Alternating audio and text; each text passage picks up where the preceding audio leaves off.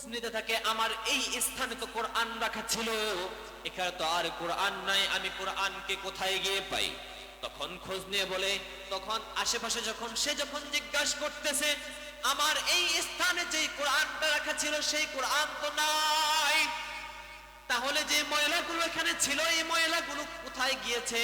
তখন তার প্রতিবেশী বলল, কিছুক্ষণ আগে ময়লার গাড়ি এখান থেকে এসে চলে যায়। যখন ময়লার গাড়ি এসে চলে যায়, সে ওই ময়লার যে ঠিকানা, ওই ঠিকানা অনুযায়ী সে কোরআন খোঁজার জন্য বেরিয়ে পড়ে।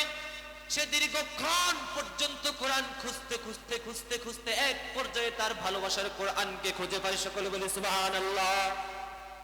সে যখন কোরআন খুঁজে পায়, কোরআনকে ময়লা সরিয়ে সে তার বুকের নতুন জামা গায়ে পরা ছিল, সেই জামা সে খুলে কোরআনটাকে সুন্দর করে পরিষ্কার করে তার বুকের সাথে জড়িয়ে সে বাসায় ফিরে যায়।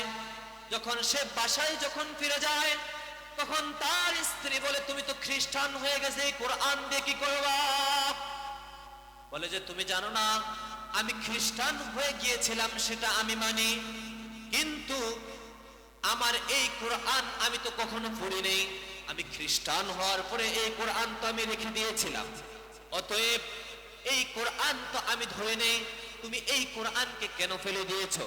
যেহেতু তুমি এই কোরআনের সাথে সম্পর্ক বিচ্ছিন্ন করেছো, অতএব আমি আজ তোমাকে আমার এই কোরআনের জন্য এখানে ত্যাগ করে দিলাম। এই কোরআনের ভালোবাসা তাকে, ওই যুবককে, এই কোরআনের ভালোবাসার কারণে তার স্ত্রীর ভালোবাসা তাকে আলিঙ্গন করতে পারে নাই। সেই কোরআন সে বুকে ঝরিয়ে সে পূর্বের সিটিতে চলে যায় পাগলের মতো হয়ে। সে যখন নিঃস্বরা, যার জন্য এত মায়া ছিল, যার জন্য এত দয়া ছিল, ইসলাম ধর্ম ত্যাগ করেছে, ভালোবাসার কোরআনকে ছেড়ে দিয়েছে, আজ সে সব কিছু ছাড়ার পরেও যে মেয়ের জন্য এত কিছু করেছে সেই মেয়েকে তো ত্যাগ করে দিয়েছে, কিন্তু সে পাগল পারা হয়ে তার পূর্বের সিটিতে খুঁজতে খুঁজতে চলে যায়। সে যখন পূর্বের সিটিতে চলে যায়, ওই পূর্বের সিটিতে যে মসজিদের মুসল্লি ছিল তারা তো তাকে খুঁজতেছে, যে আমার আদরের যে মুসল্লি ছিল তাকে তো আমরা একসময় কোক খাওয়াইতাম, কেক খাওয়াইতাম, তাদের সাথে একটা ভালোবাসার বন্ধন ছিল, আজ হঠাৎ করে সেই ছেলে কোথায় গিয়ে পালিয়েছে? কিন্তু আজ ইমেল, জিমেল, ট্যাক্স কিছুই তো তার খুঁজে পাওয়া যাচ্ছে না। অতএব সেই যুবক দীর্ঘ 2.5 বছর পরে তার পূর্বের সিটিতে ওই মসজিদে এসে যখন ফজরের নামাজ আদায় করতেছে, এমতো অবস্থায় মসজিদের ইমাম সাহেব ডাক দিয়ে বলে, হে যুবক, তুমি এতদিন কোথায় ছিলা?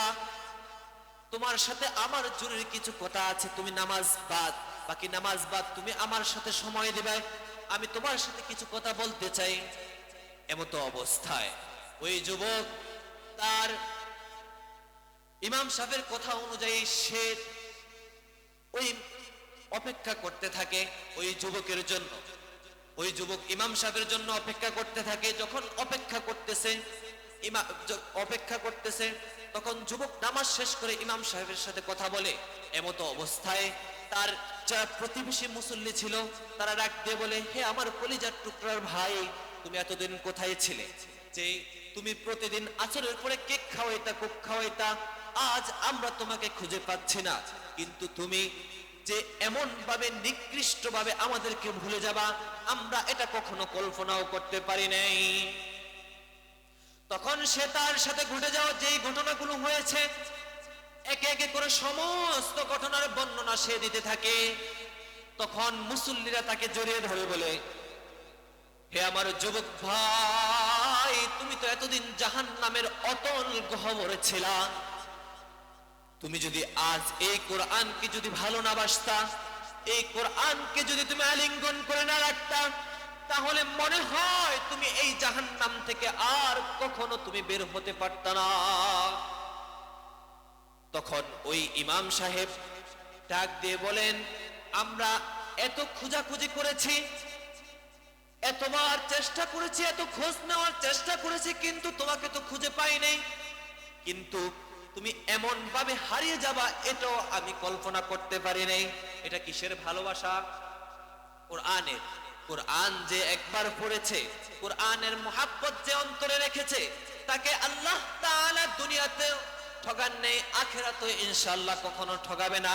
কারণ এই কোরআন পড়নে ওয়ালাকে আল্লাহ তাআলা যে দামি করেছেন, এবং এই কোরআনের সাথে যে বাজে তাকেও দামি করেছেন, এবং এই কোরআন যে স্থানে পড়ে সেই স্থানকে দামি করেছেন, এবং এই কোরআনের আলোচনা যে স্থানে হয় সেই স্থানকে দামি করে দিয়েছেন।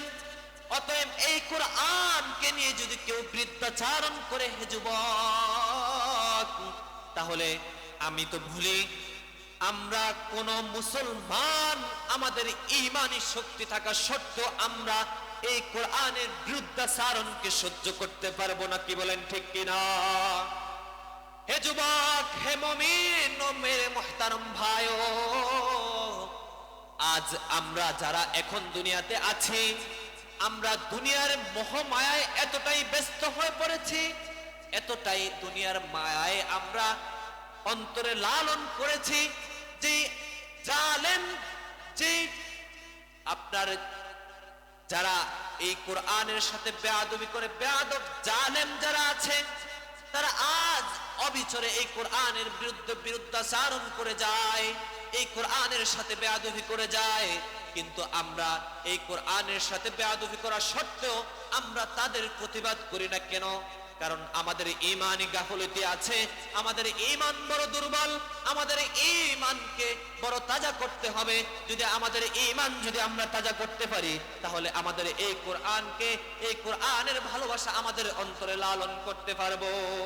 ঠিকই বলেন ঠিক কিনা? মেরে মুহতারম ভাইও, আর এই কোরআনের বিরুদ্ধে যারা বিরুদ্ধাচারণ করেছে, আল্লাহ তাআলা দুনিয়াতে তাদেরকে এমন ভাবে অপদস্থ করেছে, এবং কোরআন ওয়ালাদের সাথে যারা বিরুদ্ধাচারণ করেছে, এমন ভাবে দুনিয়াতে তাদেরকে নিমিষ করে দিয়েছে যে এই দুনিয়াতে তারা কখনো কখনো আর দ্বিতীয়বার মাথা চারা দিয়ে দাঁড়াতে পারবে না। এটা কার কালাম? এটা কিতাবুল্লাহ। এটা কার কিতাব? কার কিতাব? আল্লাহর কিতাব। অতএব এই আল্লাহর কিতাবের সাথে যারা বিরুদ্ধাচারণ করবে, অতএব দুনিয়াতেও তার জন্য অপদস্থ, এবং সে আখিরাতে ওই কিয়ামতের ময়দানে সে এই কোরআনের সাথে বিরুদ্ধাচারণ করে জান্নাতে যেতে পারবে না।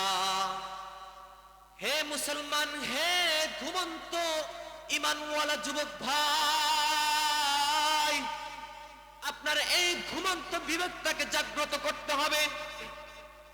ওই বেদিন বেঈমানরা আজ আমাদের শুধু কোরআন নয়, ইসলাম এবং আমাদের তাবলীগ নিয়ে ষড়যন্ত্র করতেছে।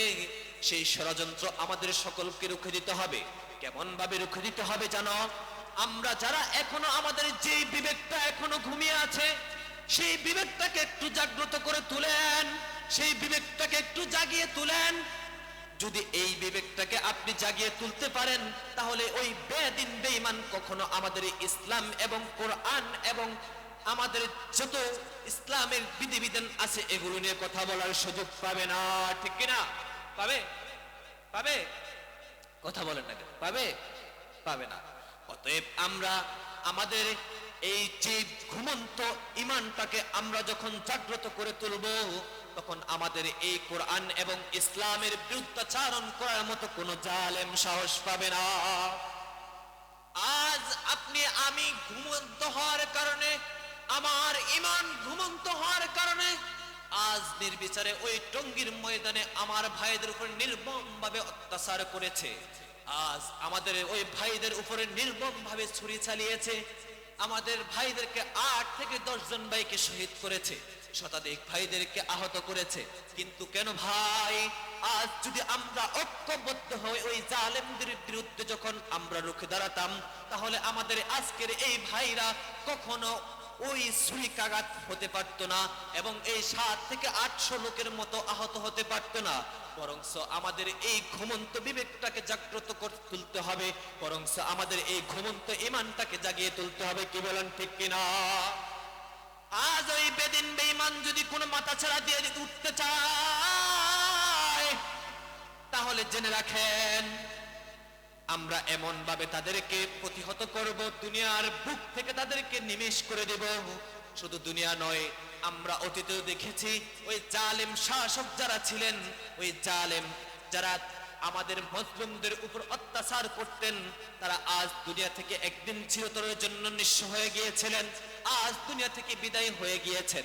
কিন্তু আমরা যারা এখনো যারা মুসলিম নামদারির দাবি করি, আমরা মুসলমান, অতএব এই মুসলমানের নাম যদি আমাদের রোশন করতে হয়, তাহলে আপনারা জেনে রাখেন ওই বেদিন বেঈমানদেরকে কখনো মাথা ছাড়া দিয়ে উঠতে দেওয়া হবে না।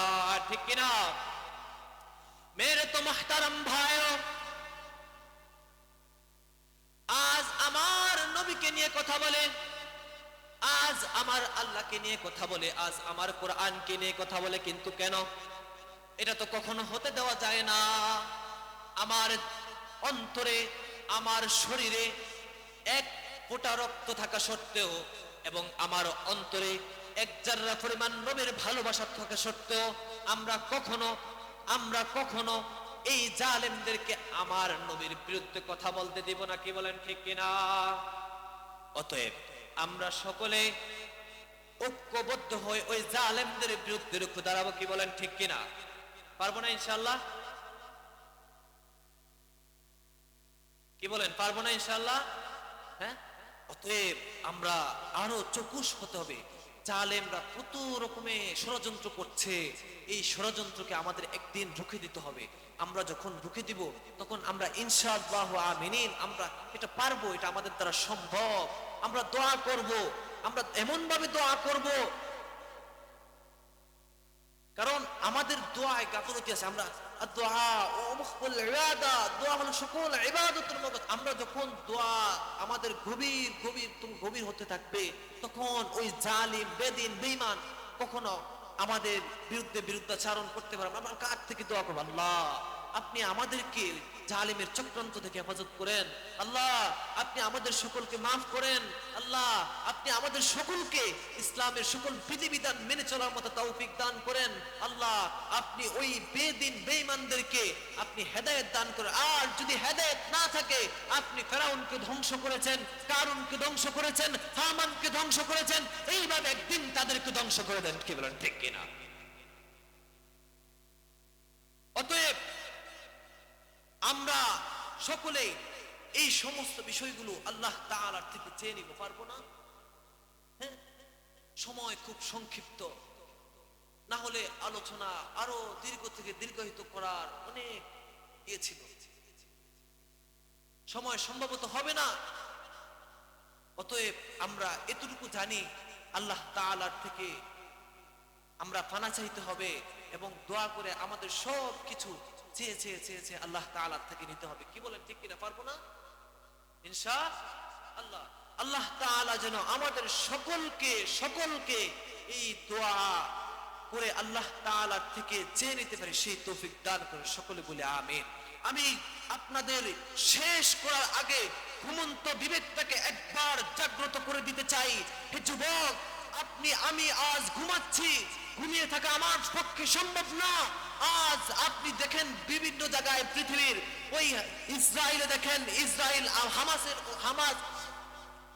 হামাসের সাথে যুদ্ধ চলতেছে। আজকে দেখেন আপনার আমাদের সিরিয়ার ভাইদের উপর নির্মম ভাবে নির্বিচারে গুলি করতেছে। আজকে দেখেন ওই স্বৈরাচারের দোসররা আজ আবার পুনরায় মাথাচাড়া দিয়ে উঠতেছে টঙ্গীর ময়দানে, আজ আমাদের ভাইদেরকে শহীদ করতেছে। আপনার পুরো বাংলাদেশের যত ইতিহাস এবং পুরো বিশ্বের যত ইতিহাস, এগুলো যদি আমরা ঐক্যবদ্ধ হয়ে এবং একাত্রিত থাকি, তাহলে কখনো এটা তাদের দ্বারা করা সম্ভব হবে না। আমরা তাদের সকল ষড়যন্ত্র রুখে দিতে পারবো। কি বলেন? ঠিক কিনা? ইনশাআল্লাহ আল্লাহ তাআলা যেন আমাদের সকলকে এই সমস্ত ষড়যন্ত্র রুখে দেওয়ার তৌফিক দান করেন। সকলে বলি আমিন। এবং আমরা যাই কিছু করব, আল্লাহ তাআলার থেকে সর্বপ্রথম চেয়ে নিব। পারবো না? কার থেকে চাইবো? আল্লাহ তাআলা থেকে সর্বপ্রথম চেয়ে নিব। আল্লাহ তাআলা আমাদের সকলকে এই কথাগুলোর উপর মেনে চলা এবং আমল করার তৌফিক দান করেন। সকলে বলে আমিন। ওয়া আখিরু দাওয়ানা আনিল হামদুলিল্লাহি রাব্বিল আলামিন।